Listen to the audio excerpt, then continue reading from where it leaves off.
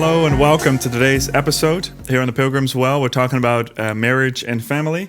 I'm here with Israel. Last time we began, I gave kind of a broad introduction.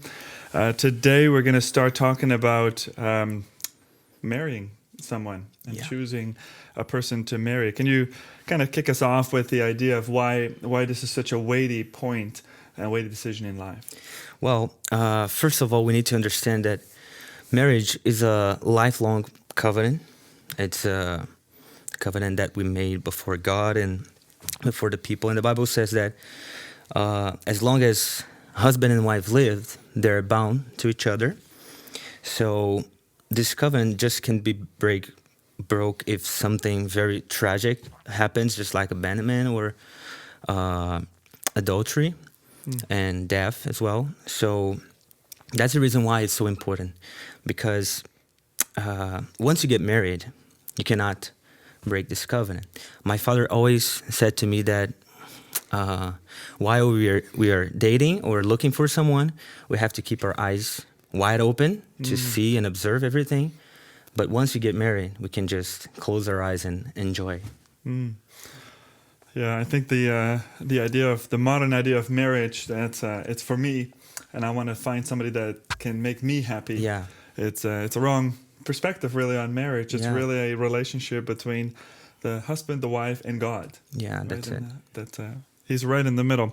So I think the big question always is, how do I find the right person to marry? What's the golden rule, you would say, in marriage? Yeah, the first golden rule, I think the golden rule would be to find someone who's a Christian, right? This is the first thing, the most important thing, because the Bible said that we need to be married in the Lord. So that person needs to be a real Christian. And by Christian, I'm not saying that it's someone who attends the church weekly, but someone who have a real relationship with Christ, someone who have been born again from the Spirit. So that's the main thing in marriage. We need to be married in the Lord. Find someone who are really a servant of Christ. Yeah, that's what I think. That the great temptation is to look at the beautiful eyes of him or her and fall in love with the beauty. And then as soon as we can find some excuse to put the label Christian on there, we think it's satisfied. Yeah, right? yeah. And I think we've both been married for a number of years. I think the being married and especially the maturity of the Christian, of your spouse, is really important. Yeah. Right. That it's not just a newly born Christian, but that the Christian has matured in his or her relationship with Christ. Yeah, that's it. And that's very good. So I think that a lot of people, they're so satisfied if they find somebody who's actually a Christian. Yeah. But is that where you stop? It's kind of like, okay, end of the video. Thank you very much for watching.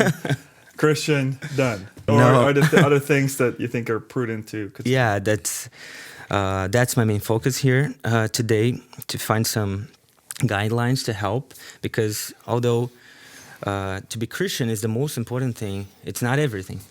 So of course we want to enjoy the person's presence. We want to have the same or common hobbies or the things that we enjoy to do together. This is very important, about personality and those kind of things. But there are some more important things that I think it's good to observe while, whether you are dating or not dating yet, but just looking for someone, that points to the character or potential character of that person, this lady or this guy. So first of all, I think one of the greatest thing, the most important things, is to be on the same page theologically. We have a lot of traditions in the Christianity, but for a house for a woman and a husband to work together as a family, and it works, they need to be on the same page theologically. For example, if you're a Baptist guy and you married a Presbyterian girl, you have to at least be aware of this, and if they are willing to go on with this, knowing that they will have some issues to resolve, to some conflicts when they have children. So this is very important. Although I don't think it's sin to marry a Baptist and to marry a Presbyterian. That's totally fine. They are married in the Lord, the same God, the same faith. But those practical things would make a lot of difference when you're in the real life of marriage. You know, which church will you attend? Which things will you teach your children? So if your wife is Armenian and you were Calvinist, this could be a problem, right? That at least you want to be aware before you get into marriage. So the first thing I think is to be at the same page theologically speaking. Let me just jump into that, because I think that there might be a lot of viewers that's not the case, right? That they have been married. I know a lot of couples that on the baptism issue, on the Armenian Calvinism issue, that there's all these questions. I think it's a couple of things that we need to outline. First of all, theology, it's a big word, right? I think if you're not in seminary, you've heard of it, but you're not, okay, do I need to get down a systematic theology book and go chapter by chapter and see if we agree, and then ask her to marry, like the last page, but a page, would you marry me, if you make it there? I think that the big things are if I can jump in, with, I think Al Mohler described it as 3 circles, right? At the center, you have the gospel. If you don't agree on that, you're a different religion. Oh, yeah. Right? Salvation by faith, the Trinity, these things. Then you have a circle of issues that you can differ in, and you can recognize each other as Christians, but he describes in a church context, it's very difficult to be in the same church. Yeah. Then you have circles that are issues you can think different of. You can be in the same church easily, right? Often the end times is there, and, you know, I think it's hard to find 2 Christians who agree exactly on the end times. For sure. Anyway, so I think it's important to realize, okay, the first circle is essential. The second circle kind of depends if you can work it out, right?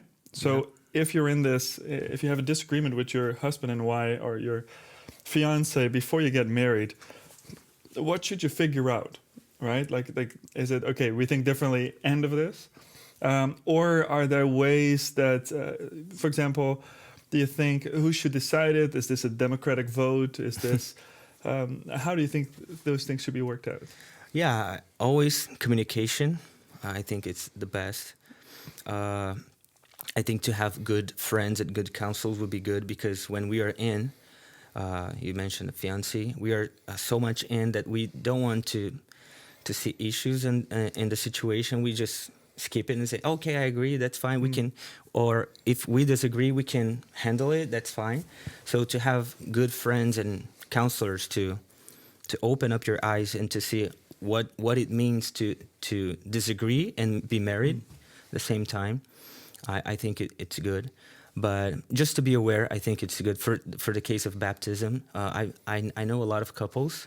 I have a cousin which was a Presbyterian all his life, and she married a Baptist guy, and they talk about it and they agree. She felt sad about it to not baptize her child, but that's what they decide together.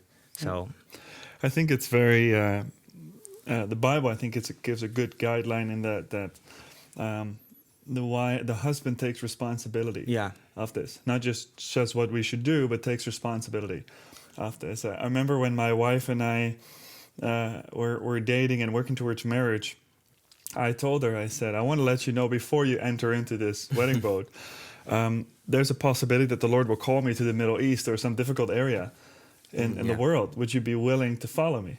Yeah. And her answer, I think, was very profound. She said, if you follow the Lord, if you keep following the Lord, I'll follow you. Good.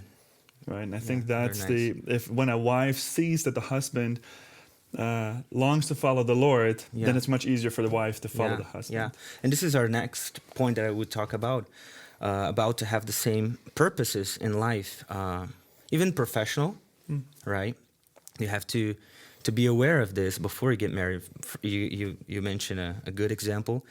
There's some other people that have a mission call, so they are willing to go to a poor country or country in Africa or South America or something like this. And it happens that sometimes the fiancé, the woman is not willing to do this. So this have to be conversate and talked before, right? To if they have the same purposes in life, even professionally. We talk about a mission, but if you're talking about someone who works a lot or wants to work in a lot of countries, different countries, are the women willing to do this? Are the women willing to go with him? So this is a very good point. And to see how this potential spouse, how his or her relation to work. Is he a workaholic? Is he tended to work a lot and just put the family away sometimes? So this is a very good point to observe how he or she relates to her work, his work, and his career, especially with women that they have this call to motherhood. Does she think about to give up everything or not? How this will work? Because I don't think it's a sin for a woman to just work, as many Christians would say. But how will she balance those things? Is a good thing, because sometimes the couple that just don't talk to each other, and they just assume things, and then they just work and they postpone children. And when you sit down to talk to your spouse, she or he just said, I don't want to have children. I don't want to have children, at least for, I don't know, maybe my 40s. So this is a huge problem. That's a challenge. Yeah, to get because children in your 40s to start. Yeah. Well, brother. Actually, I want to spend more time on these things practically. I think it's very important. But we're going to do that next time. Okay. Thank you so much, Israel. Thank you. Appreciate the time, and thanks for watching.